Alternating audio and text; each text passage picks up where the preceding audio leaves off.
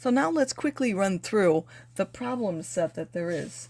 So for these questions, again, you need to put, first of all, the probabilities. You have to analyze whether conditional or unconditional probabilities.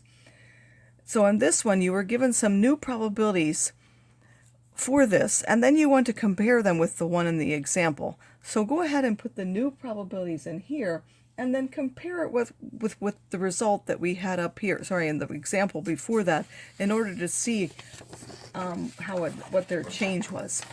In the second one, again, you have to read the question and decide which are the conditional and unconditional probabilities.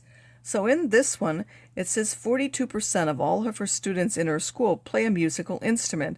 This is an unconditional probability, and those are going to go here. Then we have 20% of those who play a musical instrument also play a sport. That's going to be a conditional one. So if we know they play a musical instrument, the probability that they play a sport will go on this one, and this one will be the complement to that. And then we have 40% of those who play no instrument also play no sport.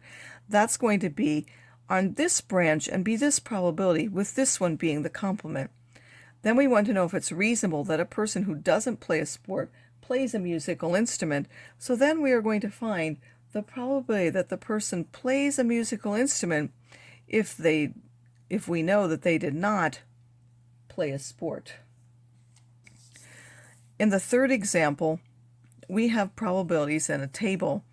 We want to answer whether the manager should consider putting Helen on probation.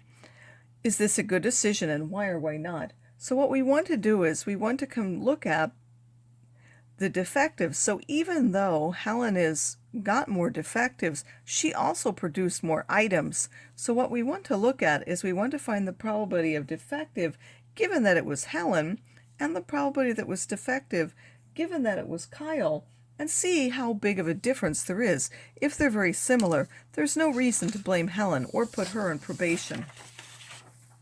In the last part, again, the independent practice, you want to do something similar. First, you're going to read the information and enter them in here by looking at where they are. First of all, you have a population of 10,000 students, which is the total. It says 10% of that total live off campus, which is going to go here, and then the other part will live on campus. Then it says 98% of those students, meaning those who live off campus. So once you know this number, 98% of those ride a bike, and these you'll get by subtraction. All the other numbers follow by subtraction. Then it says decide to give a coupon to see who's riding a bike. Then explain whether this is a good decision. So we really want to find the probability that the person is living on campus, given that they ride a bike.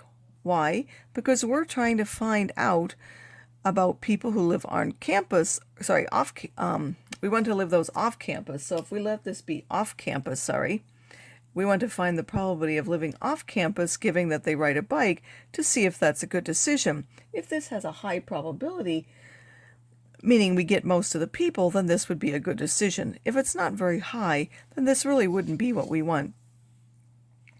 In number 5, again, you need to read the question and fill these out. And this is the other category, which is talking about whether you have an allergy or not. Again, you want to know if it's a good decision, so you're going to find some conditional probability.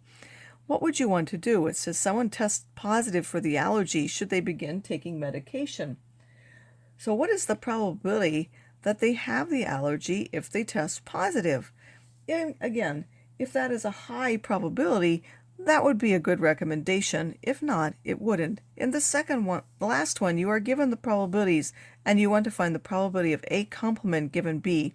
Remember that to find the one for A complement and B, you need to find the one branch with both the A complement and the B, whereas to find the probability of B, there will be two branches that give you that probability.